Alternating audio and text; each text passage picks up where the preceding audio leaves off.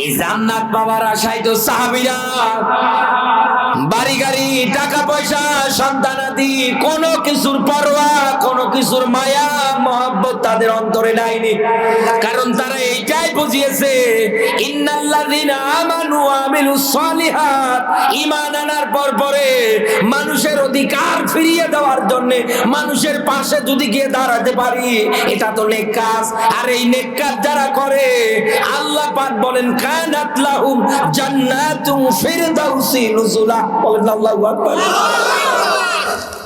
আল্লাহ পাক বলেন এদেরকে তো আমার আত্মা জান্নাতের ভিতরে সবচাইতে বড় যে জান্নাত, ওই জান্নাতের নাম হচ্ছে জান্নাতুল ফিরদাউস। এই জান্নাত আমি আল্লাহ দেব। এই জন্যই তো তারা কোনদিন মামলা হামলা জেল জরিমানা রিমান্ড ফাঁসির মঞ্চ পর্যন্ত কোনটাই কোনো দিক দিয়ে পরোয়া করে আসেনি। তারা জান আর মাল সব বেরিয়ে দিয়েছে। আজ আমরা পারি না। কি নিয়ে যে ইমানদার দাবি করেন আমার তো বুঝে আসে না। কারণ আপনি মুসলমান, বাঁচলে বাঁচেন সিংহের মতো, বিড়ালের মতো ম্যাও ম্যাও করার সময় এখন কিন্তু নেই। কারণ আপনি যেদিকে তাকান ওই দিকে দেখেন এই দেশে আজ ইসলামী নিয়ম নীতি আউট হয়ে যাচ্ছে। মেয়েদের বিবাহ বৈবাহিক জীবনের ক্ষেত্রে দেখেন মহারানার বিধান আল্লাহ নিজে আইন করে দিয়েছে। এই বাংলাদেশের এখন যে মানব রচিত আইনগুলো আছে, এই সরকার যদি পাল্টিয়ে যায়, অন্য সরকার যদি আসে, এনার যে তৈরি করা আইন কিন্তু একটাও থাকবে না। এই কথা বলেন না কেন? তখন উনি ওনার নিজের মন মতো আইন তৈরি করবে। ওনার পরে আবার নতুন করে কেউ যদি আসে উনি আইন তৈরি করবে। হ্যাঁ, এই আইন একটা বার চলবে না, পূর্বের কোন আইন চলবে না, আমি আবার নতুন আইন তৈরি করব। এই কোরআনে যে মালিক আইনগুলো বিধানগুলো নিয়ম নীতিগুলো দিয়েছে একটাও কি কোনোদিন পরিবর্তন হবে? আরো জোরে বলেন। তো আইন তো একটা, ওয়াতুহুন্না উজুরাহুন্না ফারিদা। আর এই ফারিদা মহারানা দেওয়া ফরজ। এই বিধান প্রতিষ্ঠার জন্য আজও লড়াই সংগ্রাম করতে পারেন না। আজও আপনার কোন মিছিল মিটিং হয় না। আজও আপনার কোন দিক দিয়ে কোন ক্ষেত্রে কোন আন্দোলন হয় না, যার কারণে আজকে আপনি বউয়ের হাতে মাইর পর্যন্ত খেয়ে ম্যাও ম্যাও করেন। আপনি আরো মাইর খাবেন যদি আল্লাহর আইন প্রতিষ্ঠিত না হয়। লড়াই সংগ্রাম আল্লাহর পথে যদি আপনি চালাতে না পারেন, একাধারে এরকম মার জুলুম নির্যাতন আপনাকে খেয়ে যাওয়া লাগবে। কোনদিন আপনি শান্তির জায়গা কোনদিনও পাবেন না। আমার বন্ধুরা, একজন সাহাবীর জীবনী আমি পড়েছিলাম। এই আয়াতের আলোকে আমি আপনাকে এবার বলছি, দেখেন তার ঈমানটা কত দামি ঈমান। যেহেতু আল্লাহ শব্দের শুরুতে ব্যাখ্যা দিয়েছে আল্লাযীনা আমানু, যারা ঈমানদার। এই রকম ঈমানদার হয়ে আজকে আপনি বাড়ি যান, এই সম্প্রদায়ের মানুষগুলো জানে এখানে যে করিয়া শব্দটার অর্থ যেটা দাঁড়াচ্ছে গ্রাম, জনপদ, শহর। আপনি যদি যে কোনো একটা ধরেন, যদি শহর ধরেন, গ্রাম ধরেন, জনপদ ধরেন, যে কোনো একটা ধরে ব্যাখ্যা করতে পারবো। ডাক দিয়ে বলছে মালিক, এই জনপদের মানুষগুলো জালিম, তারা আমাদের উপরে একাধারে নির্যাতন চালাচ্ছে, জুলুম যাচ্ছে সব চালিয়ে দেয়। শেষের শব্দ দেখেন আল্লাহর কাছে সাহায্য চাওয়ার পরে শেষের শব্দ ব্যবহার করেছে নাসির। আল্লাহ তুমি একজন সাহায্যকারী পাঠিয়ে দাও। শেষের শব্দটাই নাসির হওয়ার কারণ কি? মুফাসসিরে ইকরাম যারা আছে এই আয়াতের ব্যাখ্যা করতে গিয়ে তারা ধারাবাহিকভাবে এইরকম তথ্যগুলো দিয়েছে। আদম থেকে শুরু করে নবী মুহাম্মদ রাসূলুল্লাহ সাল্লাল্লাহু আলাইহি ওয়াসাল্লাম পর্যন্ত যত নবী রাসূল দুনিয়ার ময়দানে ধারাবাহিকভাবে এসেছিল, তারাও চাচ্ছে তাদের কাছে যেন একজন রাসূল আসে, সাহায্যকারী আসে, যিনি আসার পরে অতীতের ইতিহাসের মতো কাফের বেঈমানদের হাত থেকে ইমানদার ঈমানওয়ালাদেরকে যেমন ভাবে বাঁচিয়েছে, এরকম একজন সাহায্যকারী আসার পরে যেন তাদেরকে জনপদের জালিমদের থেকে বাঁচায়। তো হাজার হাজার বছর আগের কথা। ও বাংলার মুসলমান, আজও মিলিয়ে দেখেন এই আয়াতটাই দেশে আজ 100 কার্যকর। আজও বাংলার জেলখানাগুলো তালাশ করে দেখেন, চোর চিটার হাতে গোনা কয়েকটা বদমাকি আছে সব আলেমেরা। আজও তারা চোখের পানি ফেলে কিন্তু মালিকের কাছে এই আয়াত দিয়ে দোয়া করে।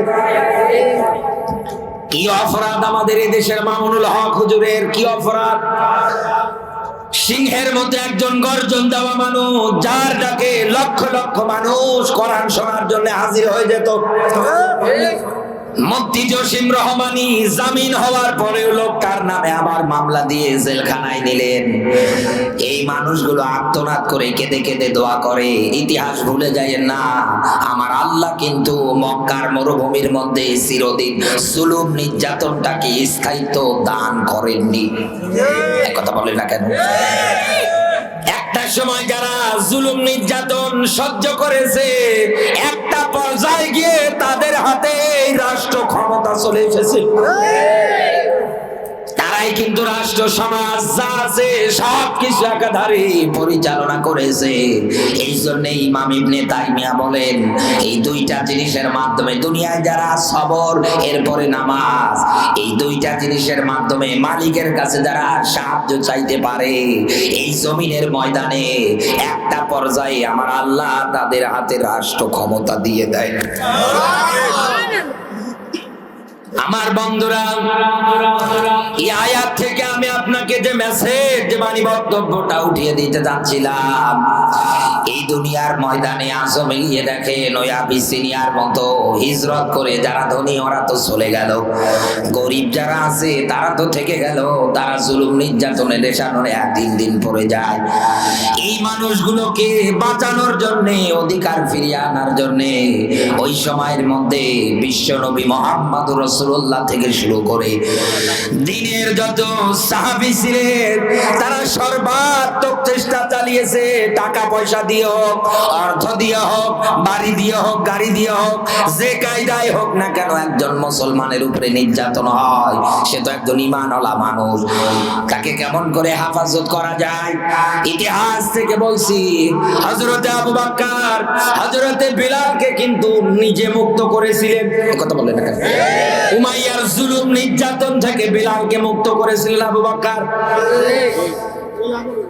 এই রকম করে করে আমাদেরকে আজও এই রকম, এই আয়াত অনুযায়ী এই দুনিয়ার ময়দানে এরকম মাজলুম যারা আছে লাগবে, তাদের পাশে দাঁড়িয়ে তাদের অধিকার গুলো ফিরিয়ে দেওয়ার জন্য একাধারে চেষ্টা চালিয়ে যাওয়া লাগবে।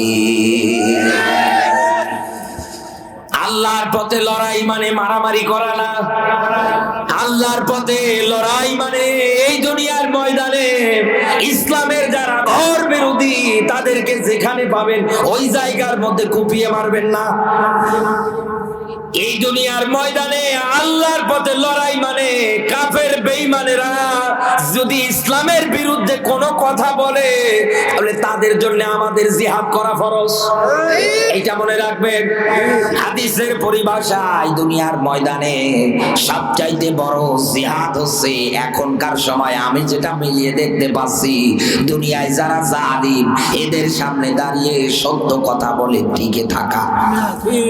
কারণ এখনকার জামানা হিসাব অনুযায়ী এই দেশের হাজারো বড় বড় টুপি দাড়িওয়ালাদের ভিতরে কোরআনের অঢলগা, তারা চাই না কোনোভাবে একটা মঞ্চে, একটা জায়গায় কোনোদিন আল্লাহর জমিনে আল্লাহর দ্বীন আর ইসলাম বাস্তবায়ন হোক, এই ব্যাপারে কোনো বক্তব্য, কোনো পদক্ষেপ তাদের নেই। কানে হাত দিয়ে দেবে একটা করে টান, এক টানে 1.5-2 ঘন্টা ওয়াজ করে বাড়ি চলে যায়। এই 1.5-2 ঘন্টার মধ্যে বক্তব্যের মধ্যে দিন কায়েম হোক, একটা বক্তব্য তার আপনি খুঁজে পাবেন না। কি আপনি কিসের ইমানদার দাবি করেন? কি দেখে আপনি মুখের মধ্যে দাড়ি রেখেছেন? যার আদর্শে দাড়ি রেখেছেন তিনি আল্লাহর জমিনে লড়াই করেছিলেন, জিহাদ করেছিলেন, সংগ্রাম করেছিলেন। আর যুদ্ধটা হচ্ছে একটা কৌশল। লড়াই, সংগ্রাম, যুদ্ধ এটা একটা কৌশল। আর আমরা এদেশে এমন কায়দার মানুষ গো, আমার চোখের সামনে নিরপরাধ ভাইরা মাইর খায়, নির্যাতিত হয়, অপমান অপদস্থ হচ্ছে, তাও আবার আমার রক্তি একজন মুসলমান ভাই। এই কথা বলেন না কেন? কোনো পদক্ষেপ নেই আমার, কোনো ভূমিকা নেই আমার। মানুষটাকে বাঁচানোর জন্য, তার পাশে দাঁড়ানোর জন্য একটু চেষ্টা, চিন্তা, টেন্ডেন্সি আমার নেই। আর আপনি দোয়া করেন, আল্লাহ মরণের পরে আমাকে আবু বকরের সঙ্গী সাথী বানিও। আল্লাহ বানাবে, ঘোড়ার ডিম পরে চাল। কারণ আবু বকরের জীবন জিন্দেগি মিলিয়ে দেখেন, ইসলামের জন্য, কোরআনের জন্য, দিন প্রতিষ্ঠার জন্য, এই দুনিয়ার ময়দানে মাজলুমদের অধিকার ফিরিয়ে দেওয়ার জন্য তারা আল্লাহর জমিনে তাদের জান আর মাল যা ছিল সব আমার আল্লাহর রাস্তায় বিলিয়ে দিয়েছে। কোন দিন তারা কোনোভাবে কোনো কিছুর পরোয়া করেনি। বিশ্ব নবী আমার জিহাদের ময়দানে রওনা করবেন, এমন সময় সাহাবীদেরকে ডাক দিয়ে বলছেন, সাহাবীরা, দিন প্রতিষ্ঠার জন্য লড়াই করা লাগবে কাফিরের বিরুদ্ধে। তোমাদের কাছে যা কিছু আছে আমাকে দিয়ে দাও, কারণ এইগুলো দিয়ে যুদ্ধের অস্ত্র যা আছে এগুলো কিনে লাগবে। বিশ্ব নবীর এই কথা শোনার পরে নবীজির সব সাহাবীগুলো আসার পরে সম্পদ আদি টাকা পয়সা যার কাছে যতটুকু আছে যে যেভাবে পারে সহযোগিতা করে। একাধারেই তারা সহযোগিতা করে যাচ্ছে। আল্লাহর নবী ডাক দিয়ে বললেন, আমার সাহাবী হযরত আবু বকরকে কেন জানি আমি দেখছি না। হঠাৎ করে তাকিয়ে দেখে আবু বকর হাতের মধ্যে একটা থলি নিয়ে চোখের পানি ফেলে ক্রন্দন করছে। নবীজি ডাক দিয়ে বলেন, আবু বকর আমার সামনে আসো। হযরত আবু বকর নবীজির সামনে যখন গিয়ে দাঁড়িয়েছে, নবীজি ডাক দিয়ে বললেন, তোমার এই থলের মধ্যে কি? থলেটা আঁকিয়ে দিলেন, সঙ্গে সঙ্গে নবীজি খুলে দেখলেন কয়েক কেজি গম আর কয়েকটা দিরহাম। নবীজি আবু বকরের দিকে তাকিয়ে ডাক দিয়ে বলেন, সাহাবীরা এদিকে মনোযোগ দাও, সবাই মিলে এতক্ষণ যাবত যত দান করেছো জিহাদের জন্য, লড়াই সংগ্রামের জন্য, আমি নবী বলছি তোমাদের সবার দানের তুলনায় আমার আল্লাহর কাছে আবু বকরের দানটা সবচাইতে বেশি কবুলিয়া। সাহাবীদের মনে প্রশ্ন জাগলো, হে নবী, আমরা এত দিলাম আর আবু বকর এই দিল।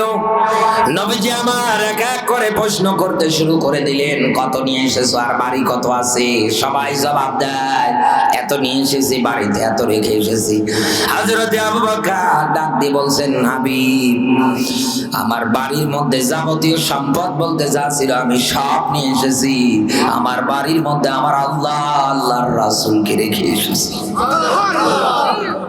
সাহাবীরা কেন আল্লাহর জমিনে দিন প্রতিষ্ঠার জন্য কেন সংগ্রাম করতেন? সাহাবীরা কেন তাদের জান আর মালের বিনিময়ে কেন লড়াই আর সংগ্রামটা একাধারে চালাতেন? কারণ তারা জানতো আমাদের দিনী ভাইদের উপরে যে কায়দায় নির্যাতন হয়, এরাও তো মানুষ, ওরাও তো মানুষ। ওরা যেমন স্বাধীনভাবে বাঁচতে পারে, এরা কেন বাঁচতে পারে না? মানুষের অধিকার ফিরিয়ে দেওয়ার জন্য, মানুষের পাশে দাঁড়ানোর জন্য সর্বাত্মক দিক দিয়ে তারা একাধারে চেষ্টা চালায়। অথচ পোড়া কপাইলা মুসলমান এই দেশে অনেক আছে, দিন কায়েমের ইকামতের কর্মী, ইসলামী আন্দোলনের কর্মী, মুসলমান হওয়ার পরেও তার নামে লিস্ট তৈরি করে থানায় দিয়ে আসে। তুমি কেমন মুসলমান গো? সাহাবীরা তো এমনি মানুষের অধিকার ফিরিয়ে দেওয়ার জন্য জান আর মাল এমনি বিলাইনি। সূরা তাওবার 111 নম্বর আয়াত খুবই পরিচিত আমাদের একটা আয়াত। আল্লাহ পাক বলেন, বিআন্না লাহুমুল জান্নাহ, বলেন আল্লাহু আকবার। এই দুনিয়ার ময়দানে জান আর মাল যা আছে সব আমার রাস্তায় বিলিয়ে দাও, কারণ এইগুলোর মালিক আমি আল্লাহ। এগুলো আবার তোমাদের কাছে কিনতে চাই। কথা কার? আল্লাহ। আরো জোরে বলেন। আপনি মনে করেন যে সম্পদ আপনার না, আপনি আপনি হয়তো মনে করেন আপনার বাড়ি না, পৃথিবীতে যত সম্পদ আছে, যত কিছু আছে, সবগুলোর একচ্ছত্র মালিকানাকে, আরো জোরে বলা লাগবে, সবগুলোর মালিক আল্লাহ।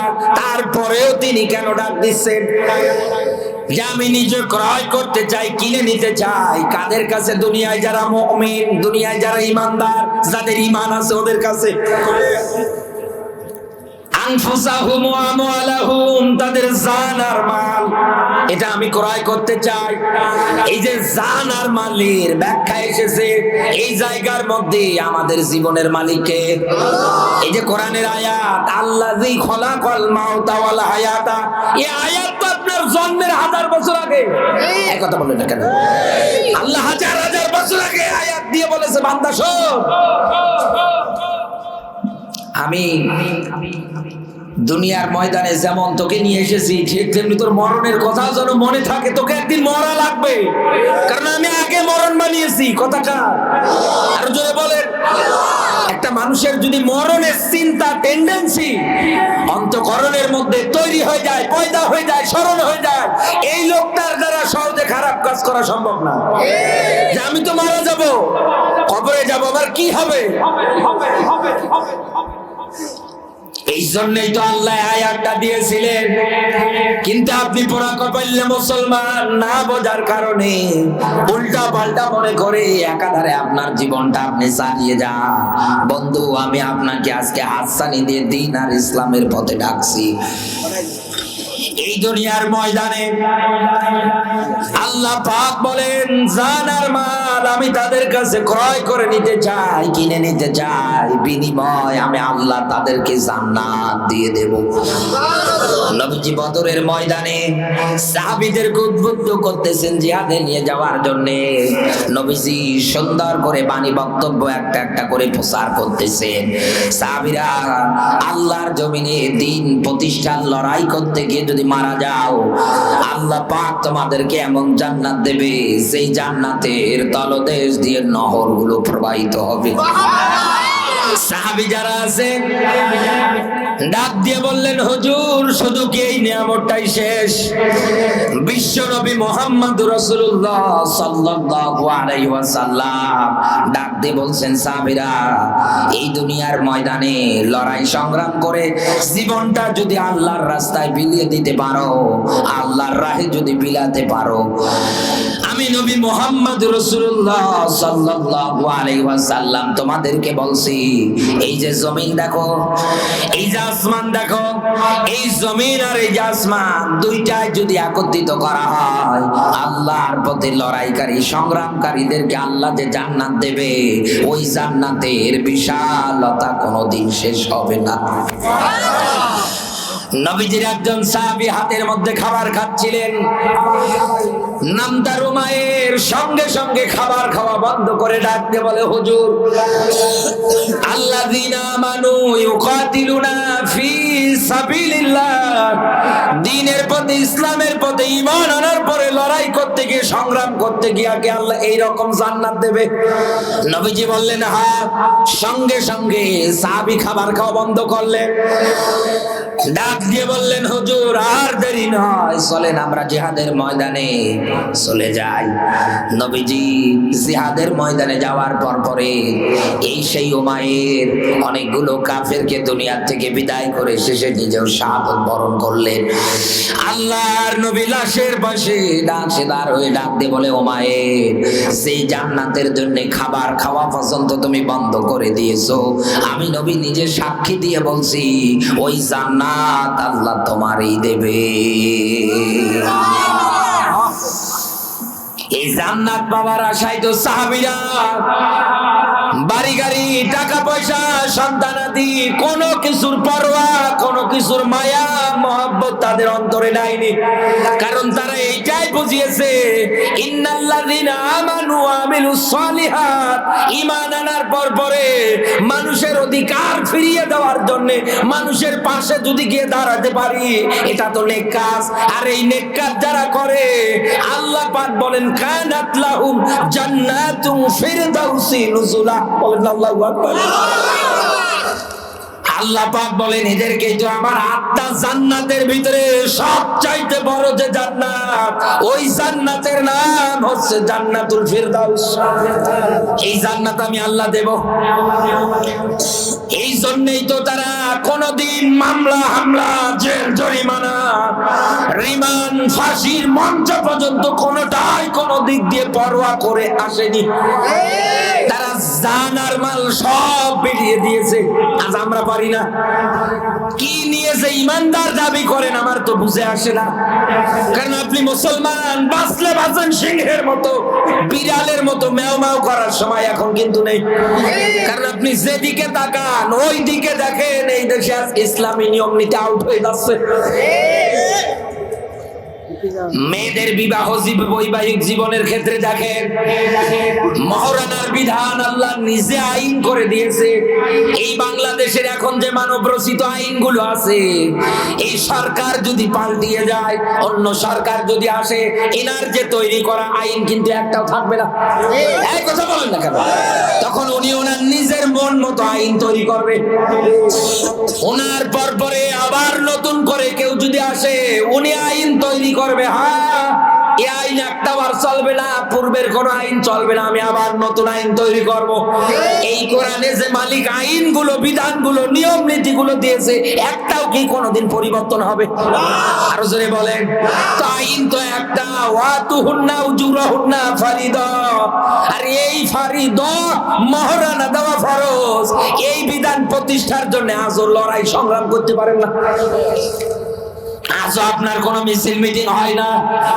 আজও আপনার কোন দিক দিয়ে কোন ক্ষেত্রে কোন আন্দোলন হয় না, যার কারণে আজকে আপনি বউয়ের হাতে মাইর পর্যন্ত খেয়ে ম্যাও ম্যাও করেন। আপনি আরো মাইর খাবেন যদি আল্লাহর আইন প্রতিষ্ঠিত না হয়। লড়াই সংগ্রাম আল্লাহর পথে যদি আপনি চালাতে না পারেন, একাধারে এরকম মার জুলুম নির্যাতন আপনাকে খেয়ে যাওয়া লাগবে। কোনদিন আপনি শান্তির দেখা কোনদিনও পাবেন না। আমার বন্ধুরা, একজন সাহাবীর জীবনী আমি পড়েছিলাম। এই আয়াতের আলোকে আমি আপনাকে এবার বলছি, দেখেন তার ঈমানটা কত দামি ঈমান। যেহেতু আল্লাহ শব্দের শুরুতে ব্যাখ্যা দিয়েছে আল্লাযীনা আমানু, যারা ঈমানদার। এই রকম ঈমানদার হয়ে আজকে আপনি বাড়ি যান। আব্দুল্লাহ দুল বাদালাইন যার নাম, বিশ্ব নবী মুহাম্মদ রাসূলুল্লাহ সাল্লাল্লাহু আলাইহি ওয়াসাল্লামের দ্বীনের দাওয়াতের প্রচার প্রসারণা তার কাছে যখন পৌঁছে গিয়েছে, তিনি যখন তার কর্ণকহরে শুনে ফেলেছেন দ্বীনের একজন নবী দ্বীনের দাওয়াত দেয়, তার নাম হচ্ছে মুহাম্মদ সাল্লাল্লাহু আলাইহি ওয়াসাল্লাম। চাচার বাড়িতে থেকে লালিত পালিত হওয়া এই লোকটা এক দৌড়ে চাচার কাছে এসে ডাক দিয়ে বলে, চাচা শুনলাম আব্দুল্লাহর বেটা মোহাম্মদ নাকি নবী, দ্বীনের দাওয়াত সে সুন্দর করে দিচ্ছে, মানুষদেরকে সুন্দর করে বোঝাচ্ছে। এই দুনিয়ার ময়দানে মূর্তি, ভাস্কর্য, গাছের পূজা, মাছের পূজা, সূর্যের পূজা একটাও করা যাবে না। একত্রবাদের খোদার ইবাদত করতে হবে, যিনি আসমান বানিয়েছে, জমিন বানিয়েছে, সবকিছু যিনি বানিয়েছে, এমনকি আপনার আমার সৃষ্টিকর্তাও নাকি এগুলো না, এটা নাকি আরেকজন। এই কথা যখন বলেছে, চাচা ডাক দিয়ে বলে, ভাতিজা খবরদার, দ্বিতীয়বার এই কথাগুলো কোনোদিন আর মুখের মধ্যে আনবা না। ভাতিজা ডাক দিয়ে বলে, চাচা আনলে কি হবে? যে তোমাকে বাড়ি গাড়ি টাকা পয়সা যা দিয়েছি সবগুলো কেড়ে নেব। এইবার সামনে দাঁড়িয়ে ডাক দিয়ে বলে, চাচা বাড়ি গাড়ি টাকা পয়সা ধন দৌলত সব যদি দিতে হয়, আমি তো মনস্থ করেই ফেলেছি, আগেই ঘোষণা দিয়েছি, লা ইলাহা ইল্লাল্লাহু মুহাম্মাদুর রাসূলুল্লাহ সাল্লাল্লাহু আলাইহি ওয়াসাল্লাম। চাচা রেগে ডাক দিয়ে বলে, ওই এই এর পরিণাম কত খারাপ হবে তুই কি জানিস? এটা কি বুঝে শুনে বলেছিস? বলে হ্যাঁ, অন্তর থেকেই মেনে নিয়ে বলে দিয়েছি। ডাক দিয়ে বলছে তোর বাড়ি গাড়ি টাকা পয়সা যা দিয়েছিলাম এই মুহূর্তে আমি সব আবার কেড়ে নিয়ে বলে নিয়ে নেন, অসুবিধা নেই। এমন কি পরনে লুঙ্গি জামা কাপড় যা আছে সব আমার টাকার খুলে দে। ঈমান কারে বলে? ঈমান আনার কারণে সব খুলে দিয়েছে। যুবক একটা মানুষ উলঙ্গ হয়ে বাড়ির দিকে আটা দেয়, মা দূর থেকে সন্তানকে এই অবস্থায় দেখে হাত দুটো দিয়ে চোখে টিপে ধরেছে। ডাক দিয়ে বলে বেটা তোমার এই অবস্থা কেন? ডাক দিয়ে বলে মা ঈমান আনার কারণে সব হারিয়েছি। মা ডাক দিয়ে বলে বেটা তুমি আমার কাছে কি চাও? ডাক দিয়ে বলছে মা কিচ্ছু চাই না তোমার কাছে, কয়েক টুকরো কাপড় শুধু তুমি আমারে দাও। লজ্জা স্থান ঢেকে আর এক টুকরো কাপড় সুন্দর করে বডিতে পেঁচিয়ে চলে গেলেন নবীজির দরবারে। মসজিদে নববীতে যাওয়ার পরে দেয়ালে পিঠটা লাগিয়ে বসে আছে উস্কো খুস্কো ক্ষুধার্ত একজন চেহারার মানুষ। হেঁটে হেঁটে গিয়েছে, সারাদিন না খাওয়া প্রায়। নবীজি মসজিদে নববীতে প্রবেশ করার পরে তাকিয়ে দেখছে এরকম একটা যুবক। ডাক দিয়ে বলে তোমার নাম না আব্দুল উজ্জা? বলে হ্যাঁ। তোমার এই অবস্থা কেন? ডাক দিয়ে বলে হুজুর ঈমান আনার কারণে সব হারিয়ে ফেলেছি, বাড়ি গাড়ি টাকা পয়সা কোনো কিছু আমার আর নেই। আমার চাচা সবগুলো কেড়ে নিয়েছে। নবীজি তার মুখে বর্ণনা শোনার পরে আসহাবে সুফার মধ্যে তাকে থাকতে দিলেন। ওই সময়ের মধ্যে গরিব যারা ছিল, যাদের থাকার কোথাও জায়গা ছিল না, যাদের এরকম আশ্রয়গুলো ছিল, তারা ওই জায়গার মধ্যে থাকতো, পড়াশোনা করতো, কোরআন পড়তো।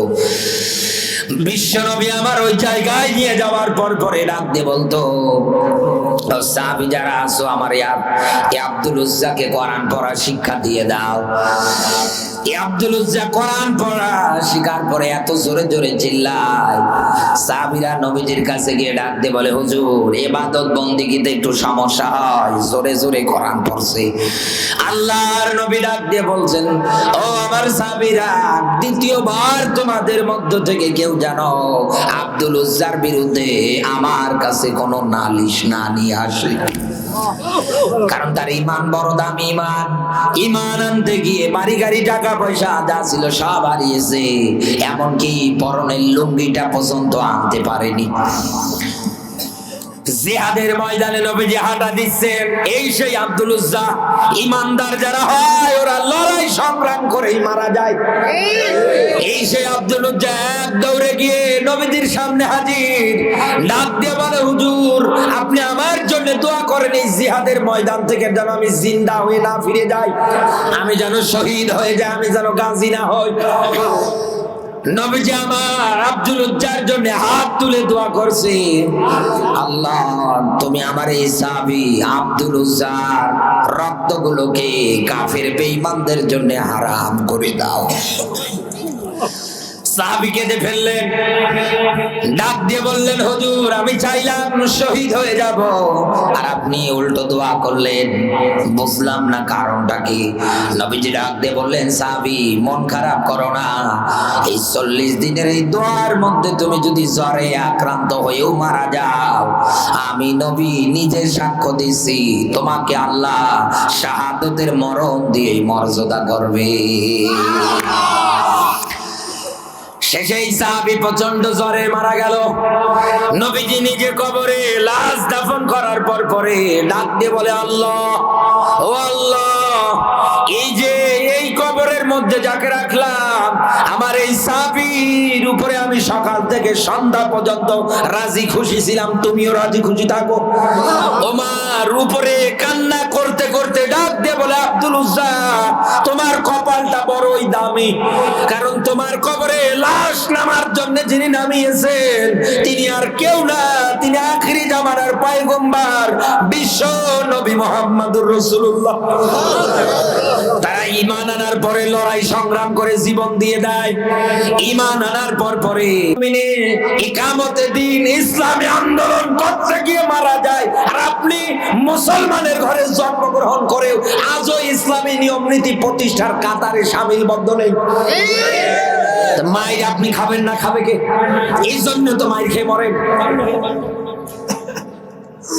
আমার বন্ধুরা,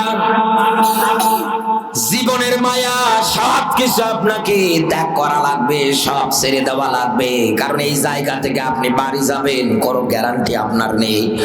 এই গ্যারান্টি আপনাকে কেউ দিতে পারবে? একটা ইঞ্জিনিয়ারকে নিয়ে আসবে, নিয়ে আসার পরে ইট দিয়ে সুন্দর করে প্রাচীর তৈরি করবে। তৈরি করার পরে বিল্ডিং এর ওই প্রাচীরে যখন হাত রেখে দেবে, জিজ্ঞাসা করবেন কতদিন এই বিল্ডিংটার মান অক্ষুণ্ণ ভালো থাকবে। একজন ইঞ্জিনিয়ার, সে যদি সত্যিকারের ভালো একজন ইঞ্জিনিয়ার হয়, সুন্দর করে বলে দেবে এতদিন পর্যন্ত মান অক্ষুণ্ণ সুন্দর থাকবে, ভালো থাকবে। কারণ প্রত্যেকটা জিনিসের একটা মেয়াদ আছে। একটা ইট এত বছর ভালো থাকে, একটা সিমেন্টের বস্তা এত বছর পর্যন্ত ভালো থাকতে পারে। কথা বলে না কেন? এরপর পরে তার গুণগত মানগুলো আস্তে আস্তে নষ্ট হয়ে যাবে। একজন ইঞ্জিনিয়ার একটা প্রাচীরের উপরে হাত রেখেই বলে দিতে পারবে এতদিন ভালো থাকবে। আপনার আমার মাথার উপরে হাত রেখে কেউ কি বলতে পারবে যে এটা এতদিন বাঁচবে? এমনকি ওই ইঞ্জিনিয়ার পর্যন্ত কি জানে আমি এতদিন বাঁচবো? না। দুনিয়ার ময়দানে আসার সিরিয়াল থাকে, যাওয়ার কোনো সিরিয়াল নেই। তো যাওয়ার যেহেতু লাগবে, লড়াই আর সংগ্রাম কাফের বেঈমানের বিরুদ্ধে করে আপনি দুনিয়ায় মারা যান। আপনি যদি মারা যেতে পারেন, এইবার আমার আল্লাহ পাক আপনার ব্যাপারে এইবার একটা সুন্দর তথ্য আল্লাহ নিজে ওঠাচ্ছেন। আল্লাহ পাক বলেন, ওয়ালা তাকুলু লিমা ইউকতালু ফি সাবিলিল্লাহি আমওয়াত। আল্লাহ পাক বলেন, এই দুনিয়ার ময়দানে আমার রাস্তায় লড়াই সংগ্রাম করতে গিয়ে যারা মারা যায়, এরা মরে না, এরা তো জিন্দা থাকে। দুনিয়ার মানুষ কোনোভাবে উপলব্ধি করতে পারে না, দুনিয়ার মানুষ জানে না। সুবহানাল্লাহ বলতে পারবে? শুধু জিন্দাই না, আমি আল্লাহ এদেরকে রিজিক পর্যন্ত খাওয়া। নবীজির হাদিস এবার বলছে, আল্লাহর বক্তব্য এইটা। নবীজি বলেন, শহীদ যারা হয় আমার আল্লাহ পাক কিয়ামতের ময়দানে এই মানুষগুলোকে কিছু পুরস্কার নিজে দেয়।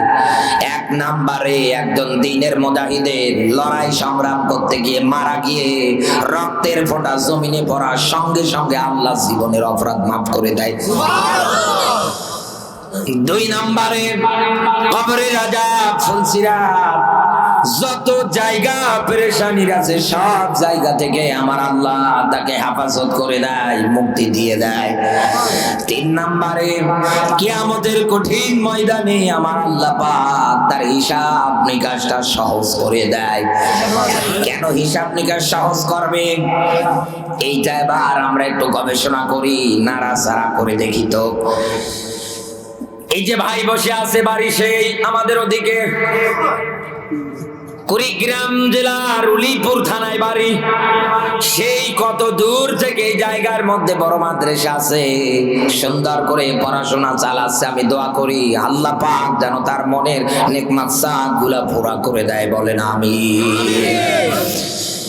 এই যে ভাই সেই কুড়িগ্রাম থানার উলিপুর থেকে এই জায়গায়, কুড়িগ্রাম জেলার উলিপুর থানা থেকে আজকে এই জায়গায় আছে, তার বাড়িতে মা বাবা আছে।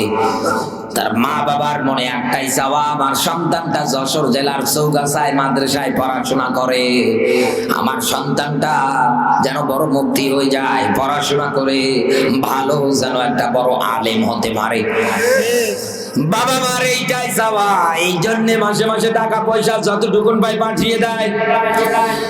মা বাবার মনে চাওয়া, আর যাই হোক আমার অন্য ছেলেগুলো সেটাই করুক না কেন, আমার একটা ছেলে তো আলেম, আমি যদি মারা যাই জানাজা পড়ানোর মতো তো একটা লোক আমি রেখে যেতে পারছি।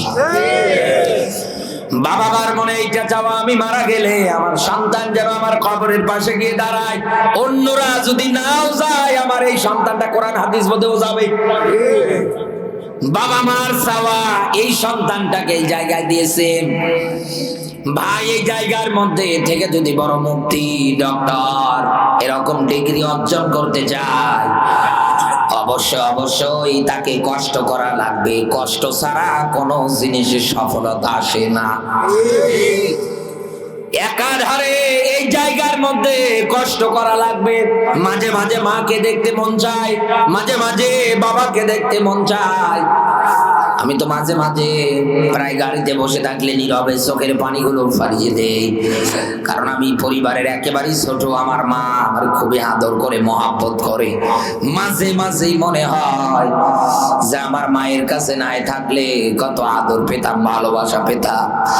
বিভিন্ন জেলায় বিভিন্ন জায়গায় এমন এমন জায়গায় যায়, যাওয়ার পরেও দেখবেন এমনও মানুষ আছে ও আবার রাগ করে। সঙ্গে সঙ্গে মা বাবার কথাগুলো মনে পড়ে যায়। বাংলাদেশের সেই এক কোণা, সেই শেষ সীমানায় আসলাম, আসার পরে বিপদে কেউ নেই, আমার পাশে আমার রব আছে। এটাই আমার বিশ্বাস, এটাই আমার একই। ঠিক তেমনি এই ভাই এই জায়গার মধ্যে তাকে কষ্ট করা লাগবে। কষ্ট ছাড়া জীবনে সফলতা সে পাবে না। এই কষ্ট করতে করতে একটা পর্যায়ে দেখা যাবে বড় মানের একটা আলেম হতে পারবে। একটু আগে গজল বললো, খুব সুন্দর লেগেছে আমার কাছে। আমার বন্ধুরা, এরকম যত স্টাডি, যত কষ্ট একাধারে চালিয়ে যাবে, যেতে যেতে না সে একটা ভালো মানের পর্যায়ে পৌঁছে যাবে। আল্লাহ পাক বলেন, হে বান্দা, আমাকে দুনিয়ায় যদি তুই রব হিসাবে মেনে নিস, আর এই অবস্থা থেকে তুই যদি আমার নৈকট্য ভালোবাসা পেতে চাস, যে আমার রব যেন আমার উপরে রাজি খুশি থাকে, এই ভালোবাসা, এই নৈকট্য, এই রাজি খুশি কিন্তু তসবির ডানা হাতে নিয়ে হবে না। এক কথা বলে রাখা, তসবির ডানা হাতে নিয়ে হবে। মাজলুম যত মানুষ আছে, দিন প্রতিষ্ঠার জন্য যত দল, যত সংগঠন কাজ করে যায়, কারণ আল্লাহর তো নিজের ব্যাখ্যা।